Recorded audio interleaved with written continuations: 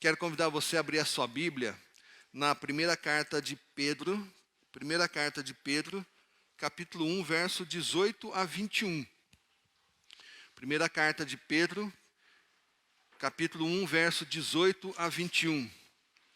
Diz o seguinte, o texto bíblico: Pois vocês sabem que não foi por meio de coisas perecíveis, como prata ou ouro, que vocês foram redimidos da sua maneira vazia de viver, que lhes foi transmitida por seus antepassados. Mas pelo precioso sangue de Cristo, como de um cordeiro sem mancha e sem defeito, conhecido antes da criação do mundo, revelado nestes últimos tempos em favor de vocês. Por meio dele, vocês creem em Deus, que o ressuscitou dentre os mortos e o glorificou, de modo que a fé e a esperança de vocês estão em Deus. Olha que interessante esse texto, né? O Pedro começa com uma afirmação. Vocês sabem. Será que a gente sabe mesmo? Será que a gente sabe dessa realidade? Será que a gente tem isso na mente? Será que a gente tem no coração? E esse trecho ele conclui: a fé e a esperança de vocês estão em Deus. Meu irmão, alguns textos na Bíblia que devem provocar a nossa reflexão. Tem que fazer a gente pensar. Eu sei que tem gente que, quando fala de teologia, arrepia um pouco, né? Como se fosse a coisa mais medonha do mundo, a coisa mais difícil, a coisa mais chata do mundo. Mas não é. Se a gente não começar a pensar e começar a olhar para o texto bíblico com uma profundidade maior, nós vamos ficando sem qualidade na nossa compreensão. Deixa eu fazer uma pergunta para quem está aqui. CSGO, você sabe o que é isso? Quem sabe levanta a mão aí. Eu sei quem vai levantar a mão. Levanta a mão bem alto. Olha lá. Olha só. Isso é coisa de jovem, né, cara? Coisa de... Pastor Gerson não faz ideia do que seja isso. Eu sei porque eu tenho um jovem em casa. E o meu jovem é muito mais jovem que o seu jovem, viu, Gerson? Então, mas eu acho que... Eu não olhei para o seu jovem. Ele sabe, Gerson. Ele sabe também. O que é isso, Mateus? O que é isso? Um jogo. Jogo do que, Gabriel? É jogo do que isso aí? De tiro. Então, você sai dando tiro pela rua aí nesse jogo, é isso? Não. É um jogo de computador. E se eu for perguntar para essa turminha aí, eles vão dar detalhes desse jogo. E não apenas desse jogo, mas eu peguei um jogo aí que está né? Eu vou falar de outro aqui, Roblox. Você já conhece, dona Vilma? Roblox? Nunca ouviu falar? Dona Ivone sabe o que é Roblox. Também não sabe. Alguém aqui sabe o que é Roblox? Levanta a mão. Você sabe, Camila? Ah, a Camila sabe porque alguém muito chegado a ela conhece o jogo e joga. Eu também. É um joguinho no computador, não tem no celular, né? Isso é para gente mais jovem ainda, né? Uma turminha mais jovem, tipo da idade da Sara, da Lara, só para rimar, tá bom? Sara, Lara, rima. Tem uma outra rima das duas aí, mas eu não vou falar aqui em público, depois pessoalmente eu conto para vocês, tá bom? Mas quem lembra da história dessas duas, vai lembrar, vai saber. Você percebeu que se de repente eu não for claro no que eu estou falando, você não está entendendo nada? E a coisa vai ficando o quê? Um pouco confusa. A teologia é a parte da ciência que estuda a palavra de Deus. Na realidade, quando a gente pensa no grego, theo é Deus, né? E logia é estudo, né? Então seria o estudo de Deus. Como nós nunca conseguimos estudar Deus, não tem como, né? Nós estudamos o quê? O que Ele deixou para a gente, a Bíblia Sagrada. Então, é dever, é desafio meu e seu, começarmos a nos aprofundarmos um pouco nessa questão teológica. Alguém vai dizer assim, eu não gosto disso. Problema seu, meu amigo, minha irmã. Você vai ter que começar a gostar. Você vai ter que começar a entender um pouco melhor, um pouco com mais profundidade, o que a palavra de Deus diz. Isso implica necessariamente e obrigatoriamente no quê? Em estudo. Em estudo. Se eu for perguntar coisa de caminhão aqui, o Paulo fala tudo, não é verdade, Paulo? Mais alguém sabe de caminhão aí, como funciona? Josias. Mais alguém? Josias mais ou menos, ele falou aqui. Então você percebe que se eu quiser entender, e se eu quiser fazer a diferença nessa área nossa, nós vamos precisar começar a estudar um pouco mais. Então nosso desafio aos domingos de manhã é um olhar mais teológico para a Bíblia, para a palavra de Deus. Domingo passado nós começamos com a saudação, e a gente ficou só na saudação, né? E qual é o livro mesmo? Eu esqueci aqui, sem olhar, quem sabe aí? Marielle está aqui grudada, então a Marielle não conta. Qual é o livro que nós estudamos, começamos semana... Fala, Vilma. Efésios, carta de Paulo aos Efésios. Então nós já começamos a carta de Paulo aos Efésios. Nós vamos continuar então hoje. Nós vamos continuar dos versos, capítulo 1, dos versos 13 a 14. Para eu estudar a carta aos Efésios, o que é que eu tenho que ter na minha mão? A carta aos Efésios. Que por um acaso está onde a carta aos Efésios? Na Bíblia. Antes da gente continuar, eu estava esquecendo de uma informação aqui do conselho. Sabe o que é isso aqui, irmãos? Nossa máscara. O conselho, na sua última reunião, conversou, batemos um papo. Então, a partir de hoje, a partir de agora, 9h42, se você quiser tirar a sua máscara, você pode tirar. A Vilma não deixou nem eu terminei de falar, hein? Se você quiser continuar a usar a sua máscara, você também pode. Tá bom? Então, quer você use, quer você tire, fique à vontade. O conselho orienta o quê? Ninguém olhe com cara feia para ninguém. Você tirou, o que é isso? Que absurdo você ter tirado a máscara. Você ficou com a máscara, que absurdo você ter ficado com a máscara. Liberdade, tá bom? O conselho vai acompanhar o quê? Como nas escolas. Surgiu lá, um com Covid, 2 com Covid, o que a escola faz? Vamos voltar a usar máscara por 1 ou 2 semanas. Vai acontecer aqui na igreja também, tá bom? O Nabucodonosor pegou Covid. A megera lá, esqueci o nome da megera, Gerson, a esposa... Jezabel pegou Covid, tá vendo? Só estou dando nome de mulher, mas gente ruim. Nabucodonosor, bom, também Nabucodonosor também não foi tão mal assim, né? Mas conquistou Israel, né? Esse povo pegou Covid, o conselho ficou sabendo, nós vamos acompanhar. Gente, vamos voltar a usar máscara por 2 semaninhas para a gente controlar. Tudo bem? Tranquilo, irmãos? Maravilha. Então vamos seguindo aqui. Teologia. Carta de Paulo aos Efésios. Versos 3 a 14.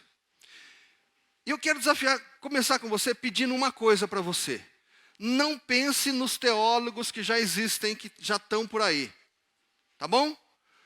Calvino, Armínio, essa turminha, vamos tentar deixar eles um pouquinho de lado? Pode ser? Vamos tentar tirar os preconceitos, ou seja, os conceitos que eu já tenho, as coisas que eu já aprendi. E vamos olhar só para a Bíblia, tá? E quando a gente olhar para a Bíblia, por exemplo, a gente não vai ver lá nos originais, a gente não vai ver ela dividida em capítulo, a gente não vai ver ela dividida em versículo. É uma carta que foi escrita. Quando você escreve uma carta, quando você escrevia uma carta para alguém, ou quando você passa um WhatsApp para alguém, você divide em capítulo, versículo? Não, você não faz, né? Só quando você quer ressaltar um ponto, você... O Paulo também Ele não fez isso. A divisão em capítulo e em versículos foi posterior para quê? Para facilitar a gente achar. Né? Por exemplo, quando eu digo para você, então, carta aos Efésios, capítulo 1, versos 3 a 14, você já achou. Você já sabe onde está. Então vamos ler, vamos imaginar que nós somos a igreja de Éfeso. E nós não temos nenhuma outra correspondência. Estão entendendo? Eu só tenho essa correspondência que chegou na minha mão. Hoje a gente tem essa coleção. Então a gente olha num texto, a gente vai no outro. Mas quando o pessoal de Éfeso recebeu, eles tinham essa carta só. Talvez uma ou outra carta, uma outra correspondência. Mas do Paulo era essa. Combinado? O que diz essa carta então? Bendito seja o Deus e Pai do nosso Senhor Jesus Cristo, que nos abençoou com todas as bênçãos espirituais nas regiões celestiais em Cristo. Ela começa, depois de Paulo se apresentar, com um ato de adoração a Deus. Adoração. Bendito seja esse Deus que em Jesus nos abençoou, e não foi em qualquer lugar não. Bênçãos nas esferas, nas regiões celestiais. Ele já vai dando a conotação, ele vai dando a direção, ele vai dando a intensidade do que ele vai falar. Hoje a gente tem outra carta, outro documento, diz que a gente sabe que a nossa luta não é contra a carne, contra o sangue, não é contra pessoas, mas contra os demônios, as maquinações, as articulações que ele faz. A gente sabe porque a gente tem outros textos. Mas a gente que está em Éfeso, a gente não sabe disso ainda. A gente está recebendo isso e a gente vê essa adoração a Deus de algo que foi feito, que foi promovido na área espiritual, nas regiões celestiais. Você consegue entender a intensidade do que vai ser dito e do que vai ser falado? O Paulo ele se apresenta primeiro como servo, como chamado de Deus, como servo de Jesus Cristo. E quando a gente lê isso, a gente tem que entender, não é qualquer um que está dizendo isso. É alguém que de fato é servo de Deus, é. E agora as bênçãos são nas regiões celestiais. Percebe a intensidade? Por quê? Porque o Paulo vai falar de algumas coisas muito sérias aqui. Porque Deus, olha só, Deus nos escolheu nele antes da criação do mundo para sermos santos e irrepreensíveis em sua presença. Teologia. Vamos pensar um pouco. O que isso significa? Qual a seriedade disso? Felipe, não o meu, o da Marielle. Tem um moço na sua frente. Pergunta o nome dele para mim, por favor. Marcelo, olha que maravilha. Ele nem precisou. Agora fala o nome da esposa, da namorada, da noiva, não sei. Falar o nome dela aí. Ah! Você não sabe, né, Felipe? Conhece o Marcelo. Marcelo, então, apresenta para a gente a Beatriz. Marcelo e Beatriz, muito bem-vindos em primeiro lugar. Deus abençoe a vida de vocês, viu? Sintam-se absolutamente à vontade aqui. Marcelo e Beatriz, conhece esse povo aqui? Um ou outro, né? Já veio alguma vez, já viu aqui, já viu acolá. Mas não deu tempo do quê? De ter intimidade, né? De conversar, bater papo, saber que o pastor que vos fala é corintiano, que o outro é palmeirense. Olha que coisa.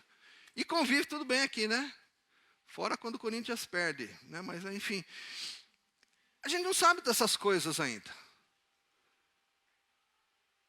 O Paulo está tratando de algumas coisas que diz assim, antes da fundação, da criação do mundo, Deus já nos escolheu. É como se o Marcelo e a Beatriz viessem pela primeira vez na igreja e conhecessem todo mundo. Estão me entendendo? Antes deles virem à igreja, nunca vieram na igreja, não conheciam ninguém, mas eles chegam aqui sabendo o quê? O Itamar é pastor e é corintiano. O Gerson é pastor e é palmeirense. Peraí, como é que você sabe dessa informação? A gente tem alguns instrumentos, não tem? É só ele assistir todas as lives aí da igreja que em alguma ou outra a gente deve ter dito isso, né, Gerson? Uma ou outra vez só, né? Ele tem, então, a informação antes de vir para cá. Certo, Marcela? Tudo bem, Beatriz? Vocês estão entendendo? Antes de virem à igreja, eles colhem todas as informações no Facebook, eles veem o nome da turma, ele vê lá que comentando que o Paulo é caminhoneiro, que o Josias é caminhoneiro. E ele já chega aqui sabendo de tudo isso. Hoje a gente tem o Facebook. Na época tinha Facebook? Como é que eu explico, então, essa história? Presta atenção no que Paulo está dizendo. Deus nos escolheu nele antes da criação do mundo. Irmãos, um grande desafio para a gente entender isso, é uma realidade, ao mesmo tempo que é algo maravilhoso para nós. É algo fantástico. Ela traz alguns desafios para a gente entender. Paulo está querendo dizer, e se você prestou atenção no texto que eu li no começo do culto, se você prestou atenção, o Pedro fala a mesma coisa, lembra? Verso 20 da primeira carta de Pedro, capítulo 1. Conhecido antes da criação do mundo, revelado nestes últimos tempos em favor de você. O que é que o Paulo está dizendo aqui? Que antes dele formar o mundo, ele já crucificou Jesus. Jesus foi crucificado na cruz por amor de cada um de nós, aqueles que ele escolheu. Você consegue entender isso? O que o Paulo disse? Tenta tirar um pouco a teologia que você já sabe, que você já ouviu falar aí. Porque teologia é isso, é eu olhar para o texto bíblico e tentar entender o que ele diz. Isso me dá uma tranquilidade maravilhosa. Deus, antes de formar o mundo, ele já crucificou Jesus por minha causa, por sua causa. Você acredita nisso? Você acredita nisso, Dani? Sim ou não? Certeza mesmo? Você acredita nisso, Dona Ivone? De verdade? Qual o peso disso? E aí eu preciso começar a pensar o peso dessas coisas.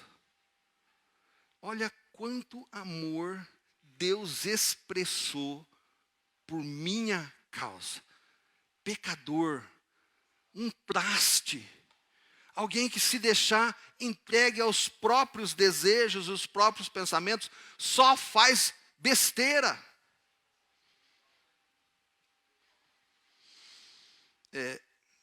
Ontem eu não assisto esse programa que eu vou dizer aqui, você vai dar risada, mas eu não assisto. Por acaso eu estava, como é que chama lá, como é que vai mudando de canal?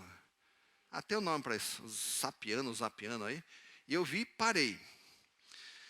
O programa é sobre o peso mórbido. Olha lá, Camila assiste. Quilos mortais, esse mesmo.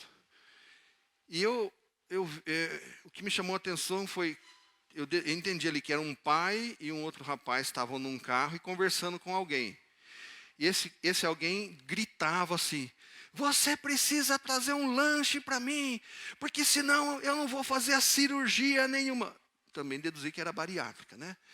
E a hora que eu vi isso, eu parei. Você precisa trazer, o cara alterado. Ele precisava do quê? De comida. Aí eu falei, nossa, deixa eu ver isso aqui, né? Aí, a hora que chega na casa, tem toda uma discussão, eles com o pai que estava dirigindo com outra pessoa, acho que é um amigo. E eles passam e levam um lanche. Gente, a hora que eu vi o moço na cama, era assim, tinha ele e tinha mais uns 4 Itamar de um lado e uns 4 Itamar do outro lado. Você já viu esse programa? Já chegaram a ver? Tristeza, né? Esparramado. Ele ia morrer, continuar comendo daquele jeito. Mas ele não conseguia não comer. Ele era escravo daquilo ali. Escravo da comida. Ele não precisava daquela comida. Tinha reserva acho que para ter um ano de... Né? Mas a dependência da comida emocional e tudo, a gente sabe disso. Ele dependia, ele não tinha liberdade. E quando eu vejo isso aqui, eu começo a entender que Deus, antes de criar o mundo, antes da queda, antes do pecado vir a existir, antes do pecado me condenar à morte, antes de tudo isso, Deus já me escolheu para a salvação em Cristo Jesus. E melhor, já executou Cristo na cruz por minha causa. Consegue entender isso? Quando eu começo a ler, começo a entender, começo a perceber a intensidade desse amor, eu cada vez mais não tenho como responder de maneira diferente. Não tenho como ter outro tipo de comportamento. E olha para que ele me salvou. Só continuando no verso 4. Para sermos santos e irrepreensíveis na sua presença. Em amor nos predestinou para sermos adotados. Tem alguém aqui que perdeu o pai e a mãe logo cedo e foi adotado por outra família? Tem alguém aqui que passou por isso? Tem? Então nós não sabemos o que isso significa. Nós não temos ideia disso. Eu não tenho e você não tem. Porque você sempre teve ou seu pai ou a sua mãe do lado. Pode ser que você não tinha tido pai, pode ser que você não tinha tido a mãe, mas pelo que eu estou entendendo, o pai e a mãe você teve. Ah, mas o meu pai era uma peste, minha mãe também, mas você teve. Pode falar, Vilma.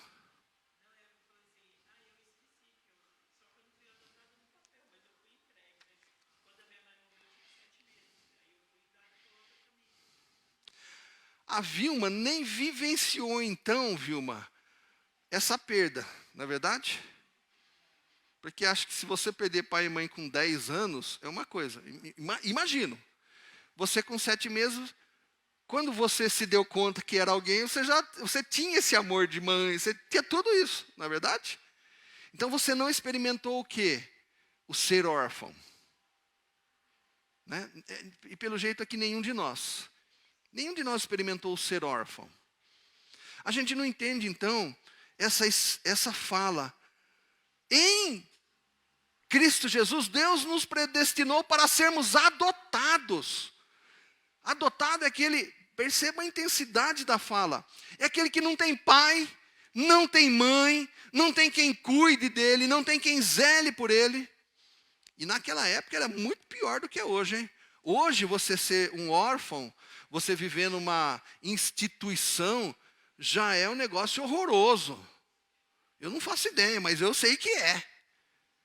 Nessa época aqui é muito pior, muito pior.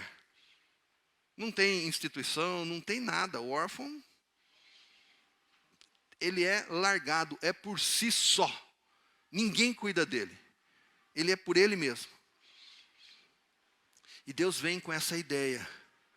Ele vem com esse conceito. Antes de tudo ser criado, olha só o amor de Deus por mim e por você.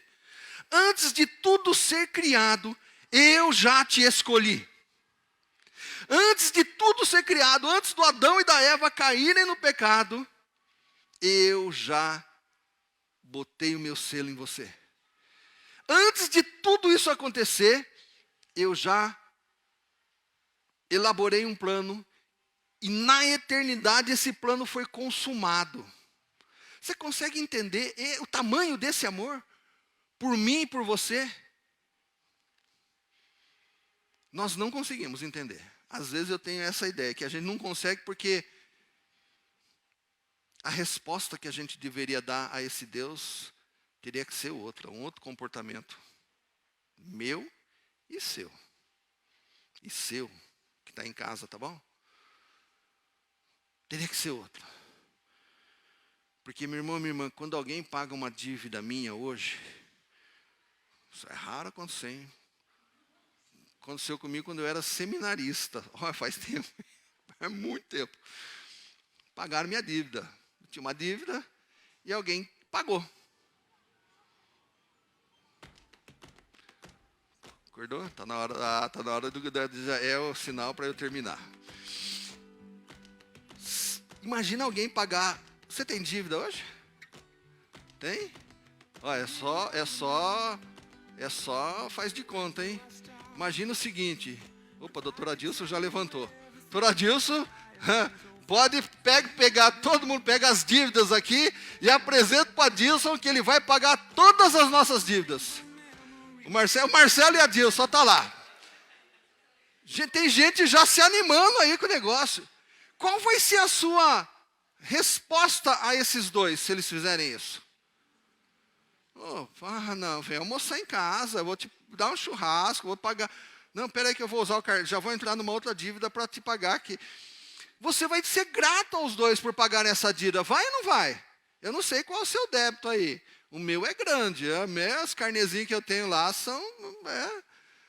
dá para pagar em 3, 4 vidas aí, né? Gerações. Dá para pagar. De tanto débito. Não é assim com você? Precisamos melhorar um pouco essa outra questão, né? Mas olha a nossa reação a quem paga isso. Quando alguém paga para você um jantar, um lanche, gente. Saiu aí, não, tô duro, gente. Não. O pessoal na igreja se reúne. Vamos sair. Não dá, cara, eu tô duro, acabou meu salário, o mês continuou. Vamos que eu pago para você dessa vez, você paga para mim na próxima. Puxa, obrigado, que gratidão. Você percebe o que Deus fez por mim e por você? Um Deus que existe fora do tempo. Um Deus que existe fora do tempo. Antes dele criar o mundo, antes de haver a queda, Deus, na mente dele, elabora, planeja e executa. Por isso que Jesus na cruz, antes dele morrer, o que ele disse? Está consumado. O que foi planejado na eternidade, foi consumado no tempo. E um detalhe, isso tudo ele fez por amor a você, a mim. Ele me escolheu para viver essa vida. Ele me escolheu para ter esse relacionamento com Ele. Ele me escolheu para ir morar no céu com Ele. Ele me escolheu para ser santo e irrepreensível na presença dEle. Eu vou terminar de ler até o verso 14, porque é todo esse conjunto. Mas agora que você entendeu bem esse verso 4, olha como fica mais claro todo o resto. Eu vou ler de novo, tá bom? A partir do verso 3, acompanhe aí. Bendito seja o Deus e Pai de nosso Senhor Jesus Cristo, que nos abençoou com todas as bênçãos espirituais nas regiões celestiais em Cristo. Porque Deus nos escolheu nele, antes da criação do mundo, para sermos santos e irrepreensíveis em sua presença. Em amor nos predestinou para sermos adotados como filhos por meio de Jesus Cristo, conforme o bom propósito da sua vontade, para o louvor da sua gloriosa graça, a qual nos deu gratuitamente no amado. Nele temos a redenção por meio do seu sangue, o perdão dos pecados de acordo com as riquezas da graça de Deus, a qual ele derramou sobre nós com toda a sabedoria e entendimento, e nos revelou. E aqui cabe um desafio para a gente. Ele nos revelou, cabe a nós entendermos isso. Estudar teologia. E nos revelou o mistério da sua vontade de acordo com o seu bom propósito que ele estabeleceu em Cristo. Isto é, de fazer convergir em Cristo todas as coisas celestiais ou terrenas na dispensação da plenitude dos tempos. Nele fomos também escolhidos, tendo sido predestinados conforme o plano daquele que faz todas as coisas segundo o propósito da sua vontade. Qual é a vontade que impera aqui, meu irmão, minha irmã? Deus, a de Deus. a fim de que nós, os que primeiro esperamos em Cristo, sejamos para o louvor da sua glória. Nele, quando vocês ouviram e creram na palavra da verdade, o evangelho que os salvou, vocês foram selados com o Espírito Santo da promessa, que é a garantia da nossa herança até a redenção daquele que pertence a Deus para o louvor da sua glória. Quando eu entendo bem isso aqui, eu vou conseguir, inclusive, encarar o nosso assunto da escola dominical de uma maneira diferente, com toda a seriedade que esse tema implica, que é o suicídio, né? A gente vai conversar sobre esse tema. A gente tem condições. Mas quando a gente entende, quando a gente tem uma concepção melhor, mais aprofundada, mais aperfeiçoada, a gente consegue enfrentar tudo isso. Meu irmão, fica o desafio para mim e para você. Eu perguntei aqui, alguns não lembravam qual era o livro que a gente estava lendo. O livro é Efésios. Eu espero que domingo que vem você se lembre disso. Eu espero que domingo que vem, quando o pastor Gerson for nos ministrar, nos ensinar, a gente consiga entender melhor. Tá bom? Fica aqui o nosso desafio para a gente se esforçar um pouco mais, para que a gente consiga entender melhor a palavra de Deus e deixar de ter medo daquilo que a gente chama de teologia, que nada mais é que olhar para essa Bíblia Sagrada, palavra de Deus, com toda tranquilidade. Com toda tranquilidade. Porque a gente vai aprender, a gente sabe. Lembra o que eu falei domingo passado? Não, mas eu vou repetir para você. Diz assim, o evangelho que nos foi proclamado é transmitido em formas e expressões amplamente conhecidas. Ou seja, Paulo falou de uma maneira que aquela igreja de Éfeso entenderia. A gente tem que fazer as adaptações do tempo, né? 2000 anos atrás, cultura diferente, mas é plenamente fácil, plenamente possível de nós entendermos. A gente tem que se esforçar. Baixa tua cabeça, fecha teus olhos. Vamos orar.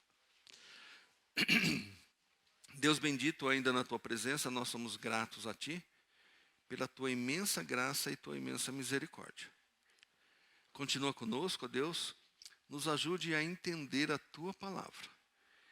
E entendendo a tua palavra, nos ajude a colocá-la em prática, para que nós possamos viver, para que nós possamos comprometermos-nos com a tua vontade nesta realidade, nesse contexto no qual nós vivemos.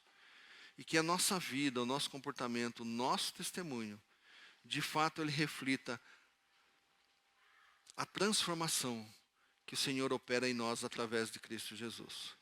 Continua conosco, com os jovens, adolescentes, crianças, com cada classe da escola dominical que agora irá se reunir para continuar estudando a tua palavra. Nós oramos no nome de Jesus. Amém.